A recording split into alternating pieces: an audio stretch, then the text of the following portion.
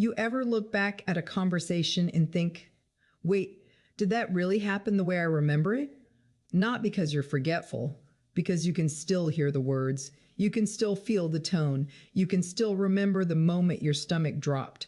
And yet, after he talks to you, you start doubting something that used to feel solid inside you, your own perception. You find yourself checking your memory like it's a broken compass.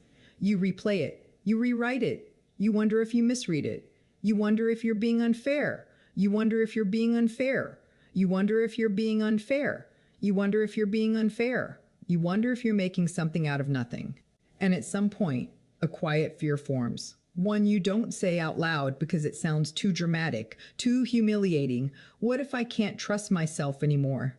That is not a small question, because once you stop trusting your own reality, you don't just lose arguments, you lose your ground, you lose the ability to know what's happening. You lose the ability to know what you feel. You lose the ability to know what you need. And that's exactly why this pattern is so powerful in narcissistic relationships, because the narcissist doesn't control you by force. They control you by fog. They slowly train you to doubt your own reality until their version becomes the safest version to believe. Not because it's true, because believing yourself starts to feel dangerous. It doesn't happen all at once. It happens in small, almost invisible moments that feel like normal relationship issues. A comment that lands wrong, a joke that stings, a promise that quietly breaks, a boundary that gets pushed. And when you react, he doesn't simply disagree. He reframes you. He makes your reaction the problem. He makes your perception the problem. He makes your memory the problem. So you start doing something very human. You adjust. At first, you adjust your words. Then you adjust your tone. Then you adjust what you bring up. Then you adjust what you feel. Until one day you realize you've been living in a relationship where the most exhausting thing isn't the conflict. It's the constant internal question, am I right or am I crazy? If you've ever lived with that question, you already know the feeling. You can be a confident woman in every other area of your life. You can run a home, raise kids, build a career, handle real problems. But in this relationship, you feel strangely unsure of yourself. Like you can't find your footing. And that is not accidental, it's conditioned. Because a narcissist doesn't just lie. They teach you not to trust your response to the lie. They teach you to mistrust your gut. And they do it through patterns that feel familiar. Let's start with the earliest stage, because this is where many women miss what's happening. In the beginning, you may have noticed tiny moments where something didn't add up. He said something hurtful, then later claimed he didn't mean it that way. He forgot something important, then made it sound like you never told him. He crossed a line, then acted like you were overreacting. And because you're emotionally mature, you don't immediately assume malice. You assume misunderstanding. So you try to communicate. You say, I felt hurt when you said that. You say, I'm pretty sure that's not what happened. You say, can we talk about it? And instead of meeting you with curiosity, he meets you with certainty. He doesn't sound confused. He sounds confident.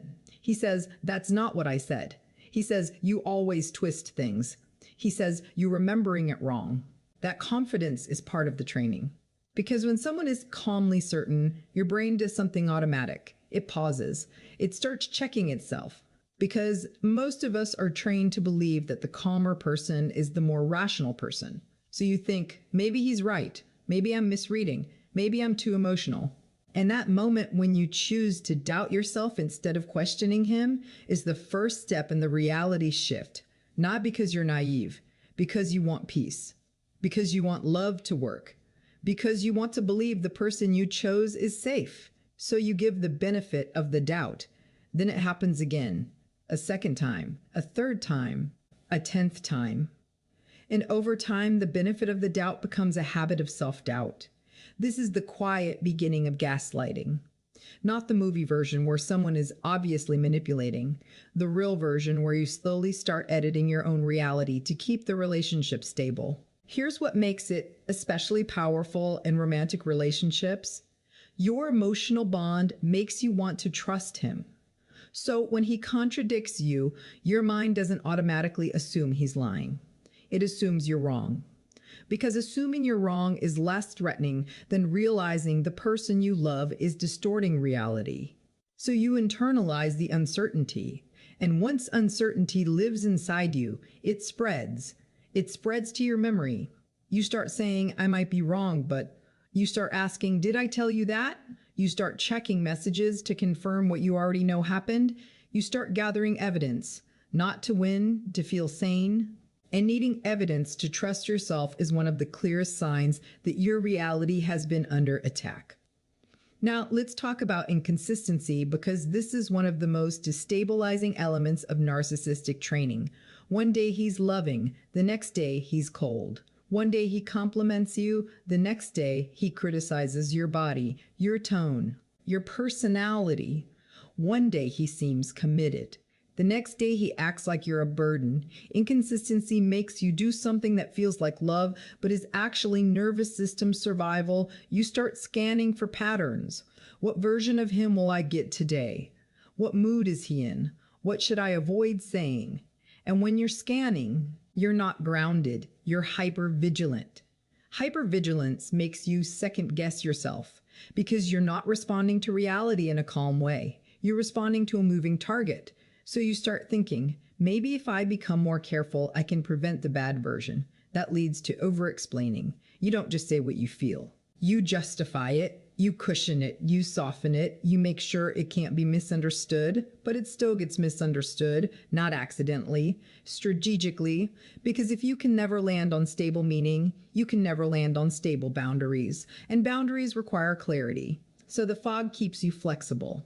Another method narcissists use to train you out of your reality is blame shifting. This is when you bring up something he did and the conversation ends with you defending your character. You say, "It hurt when you ignored me."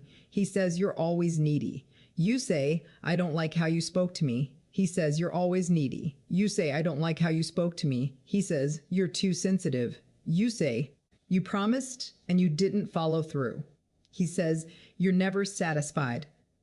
The effect of blame shifting is not just that you feel misunderstood. It's that you start questioning whether your needs are legitimate. You start thinking, maybe I really am too much. And here's the most painful part when you have a conscience. You don't want to be too much. You don't want to be unfair. You don't want to be the kind of woman who creates drama. So you shrink. You reduce your needs. You lower your standards. You become easier to love. And in doing that, you don't just change your behavior. You change your internal relationship with yourself. You stop backing yourself up. That's what training looks like, not him controlling you with rules, but you controlling yourself in anticipation of punishment. Now let's talk about the silent treatment, because the silent treatment isn't just the lack of communication. It's a psychological weapon that teaches your nervous system a lesson. When you challenge me, you lose connection. When you name harm, you lose warmth. When you ask for accountability, you get abandoned emotionally. So the next time you feel hurt, your body remembers. Your chest tightens before you even speak. Your mind starts bargaining. Maybe I shouldn't bring it up. Maybe I should let it go. Maybe I'm being dramatic. And now you're doubting your reality, not because he convinced you with logic, but because your body is afraid of what happens when you stand in your truth. This is how control becomes internal. You don't need him to silence you. You silence yourself. And then when you do finally speak, he calls you too much for speaking. That deepens the shame. Because now your natural response wanting clarity, wanting repair, feels like a personal flaw. This is how women end up feeling like they are the problem in relationships that are actually abnormal, because abnormal relationships make normal reactions look dysfunctional. Another tactic is what I'll call selective memory. He remembers everything you did wrong. He remembers your worst moment, your sharp tone, your one angry message, but he forgets his own promises. He forgets his own insults. He forgets his own insults. He forgets the night he disappeared emotionally. He forgets the context. And when you point it out, he claims you're bringing up the past. So you feel like you're the one keeping negativity alive. but what you're actually doing is trying to keep reality. Because when someone selectively does their harm, the relationship becomes a place where only your mistakes are made. And that imbalance slowly trains you to see yourself as the unreliable one. Because he's always so sure, and you're always explaining. Now, there's a particularly cruel part of this training that many women don't recognize until much later. The narcissist often starts by mirroring your strengths. He praises your empathy. He says you're different. He says he feels safe with you. He makes you feel like your emotional depth is your gift. Then later, he uses that same depth against you. Your empathy becomes neediness. Your sensitivity becomes instability. Your intuition becomes paranoia. Your desire for connection becomes control. So you start doubting not just your memory. You start doubting your personality. You start asking, maybe who I am is the problem. That can be devastating because it hits your identity. And when identity gets shaken, attachment gets stronger. Because you start needing the narcissist not just for love, but for definition. You need them to tell you who you are, and they will, especially if it benefits them. They will tell you you're too much, then punish you when you become less. They will tell you you're cold, then punish you when you try to be warm. They will tell you you're selfish, then take from you until you're empty. This is why the training feels like a maze. No matter what you do, you're wrong. And when you're always wrong, you start assuming your reality is flawed. That's the end goal of the fog. Not to win one argument, to become the authority over reality in the relationship.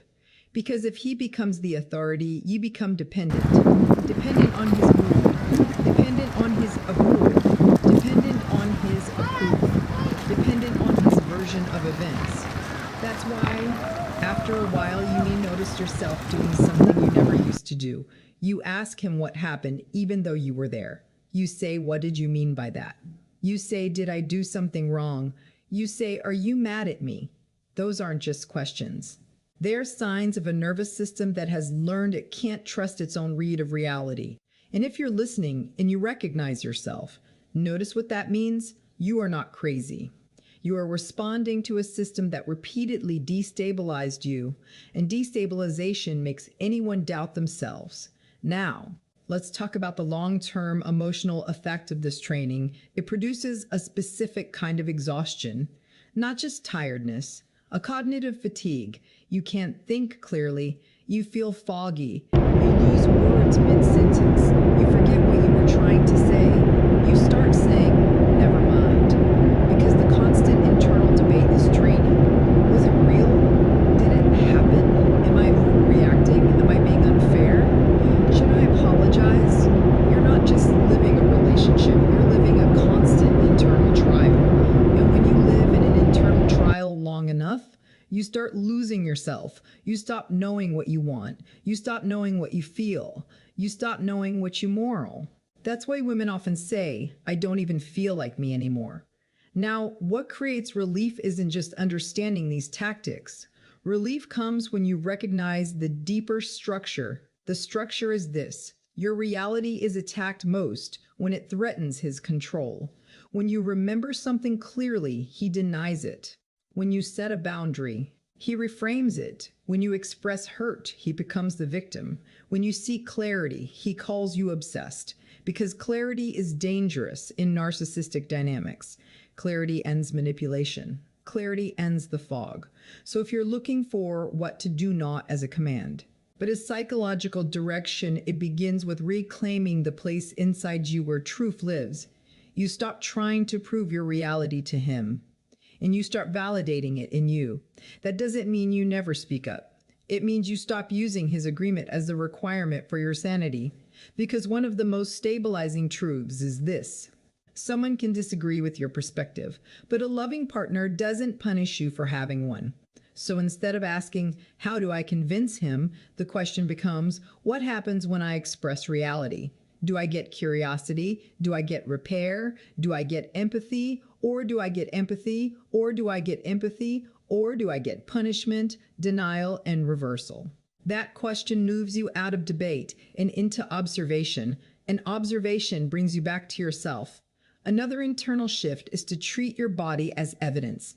Narcissistic training targets your mind, your interpretation, your memory, your meaning, but your body often tells the truth sooner.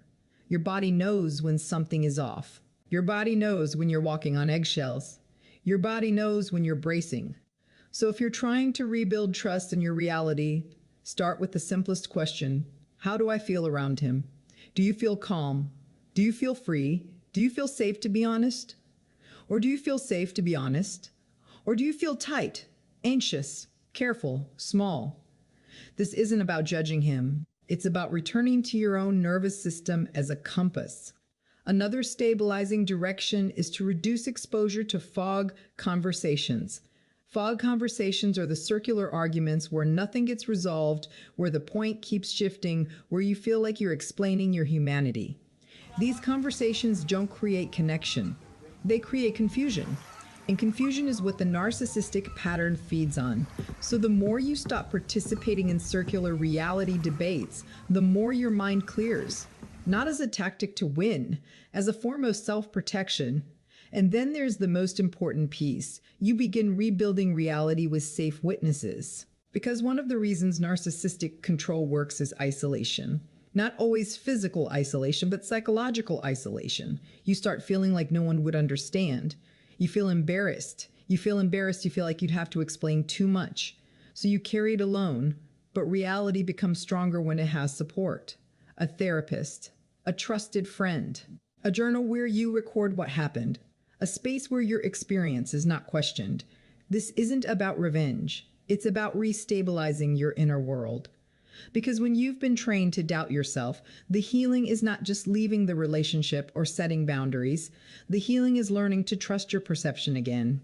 And that trust comes back through small moments.